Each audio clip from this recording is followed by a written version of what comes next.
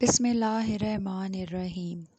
حضرت امام سجاد علیہ السلام نے ارشاد فرمایا کہ جب حضرت نوح کشتی بنا رہے تھے تو ایک مومنہ بوڑھی عورت روز اللہ کے نبی کے پاس اپنی گٹھری لے کر آتی اور کہتی، اے اللہ کے نبی، کب کشتی روانہ ہوگی؟ حضرت نوح علیہ السلام فرماتے، ابھی دیر ہے۔ وہ عورت شام تک بیٹھی رہتی اور پھر اٹھ کر چلی جاتی۔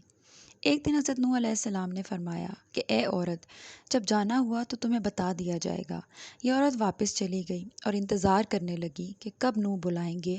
اس دوران عذاب آ گیا اور کشتی روانہ ہو گئی، لیکن حضرت نوح علیہ السلام نے اس عورت کو نہ بلایا۔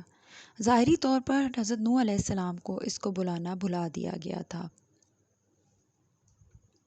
جب طوفان تھما تو ایک دن حضرت نوح علیہ السلام کے دل میں محبت اٹھی کہ شہر کو دیکھوں۔ جہاں سے چلا تھا وہاں آئے اور قریب جا کر دیکھا تو ایک جھونپڑی میں دیا جل رہا تھا۔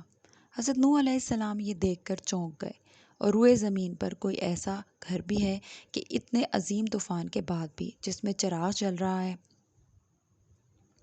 انہوں نے وہاں تکبیر کی بلند کی تو وہ عورت سامان لے کر آ گئی اور کہنے لگی، یا اللہ کے نبی، کیا کشتی تیار ہے؟ چلیں۔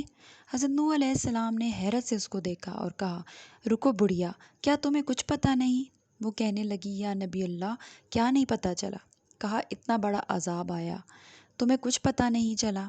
بڑھیا کہنے لگی، یا اللہ کے نبی، بس ایک دن بادل گرجے تھے اور کچھ ہلکی سی پھوار پڑی تھی۔ پھر حضرت نوح علیہ السلام حیران ہو کر آسمان کی طرف دیکھنے لگے اور کہا، میرے اللہ، یہ کیا ماجرا ہے؟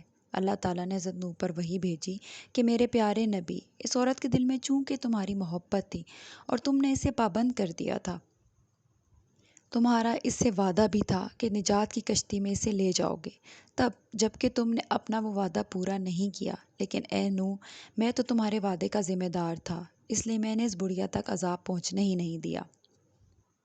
حضرت امام سجاد علیہ السلام نے اس نے پاس بیٹھے اپنے مومنین سے فرمایا، اے مومنو، یہ حدیث قیامت تک کے مومنین تک پہنچانا تم پر واجب ہے۔